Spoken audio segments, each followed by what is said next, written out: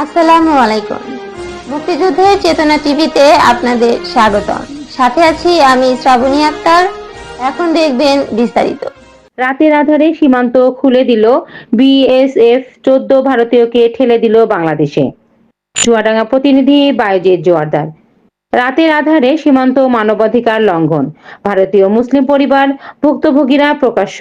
চুয়াডাঙ্গা দর্শনা বাস স্ট্যান্ডে ভারত থেকে জোরপূর্বক ঠেলে পাঠালো 14 জন ভারতীয় মুসলিম নাগরিক, নারী, পুরুষ, বৃদ্ধ ও শিশুদের। অভিযোগ, ভারতীয় পুলিশ ও বিএসএফ এর নির্যাতন এবং রাত 3টায় পুশিং। সবকিছু ফেলে রেখে আসতে বাধ্য করা হয়েছে। কনকনে শীতে তারা এখন চরম অনিশ্চয়তায়।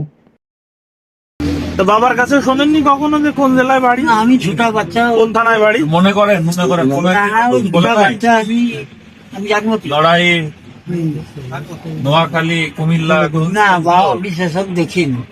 মনে নাই না, আমি দেখিনি। যে আপনাদের